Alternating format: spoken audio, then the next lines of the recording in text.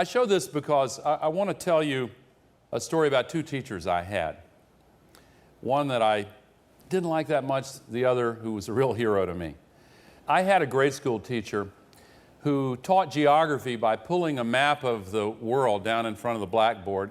I had a classmate in the 6th grade who raised his hand and he pointed to the outline of the east coast of South America, and he pointed to the west coast of Africa, and he asked, "Did they ever fit together?" And the teacher said, "Of course not. That's the most ridiculous thing I've ever heard." That student went on to become a drug addict and a ne'er-do-well. The teacher went on to become science advisor in the current administration.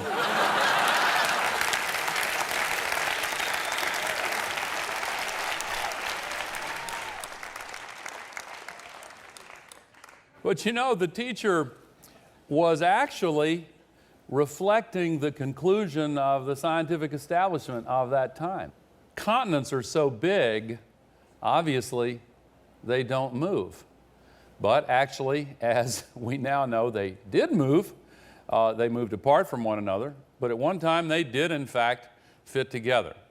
But that assumption was a problem.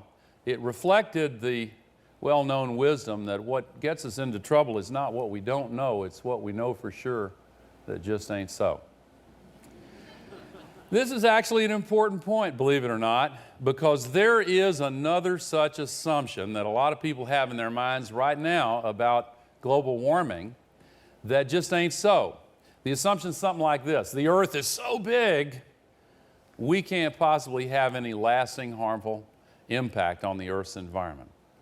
And maybe that was true at one time, but it's not anymore. And one of the reasons it's not true anymore is that the most vulnerable part of the Earth's ecological system is the atmosphere. Vulnerable because it's so thin. My friend, the late Carl Sagan, used to say, if you had a big globe with a coat of varnish on it, the thickness of that varnish relative to that globe is pretty much the same as the thickness of the Earth's atmosphere compared to the Earth itself. And it's thin enough that we are capable of changing its composition.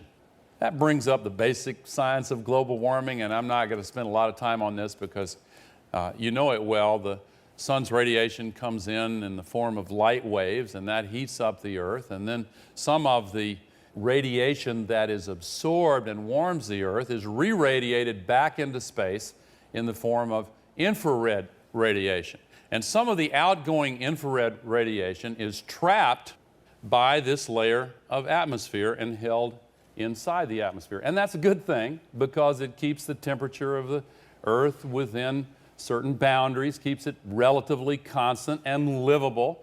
But the problem is this thin layer of atmosphere is being thickened by all of the global warming pollution that's being put up there. And what that does is it thickens this layer of atmosphere. More of the outgoing infrared is trapped. And so the atmosphere heats up worldwide. That's global warming. Now, that's the traditional explanation. Here's what I think is a better explanation.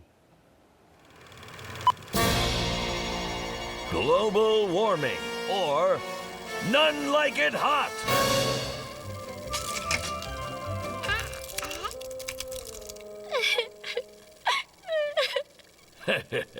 You're probably wondering why your ice cream went away. Well, Susie, the culprit isn't foreigners, it's global warming. Global wobble?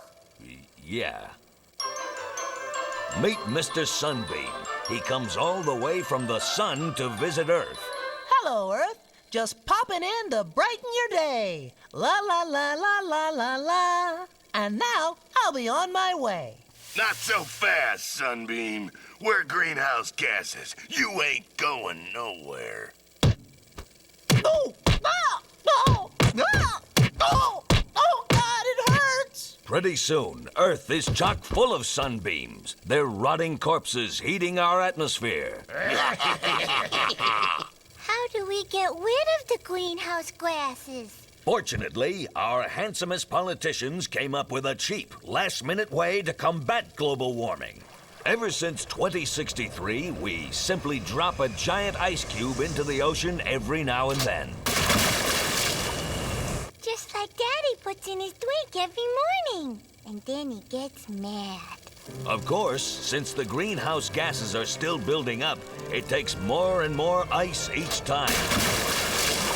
Thus, solving the problem once and for all. But- Once and for all!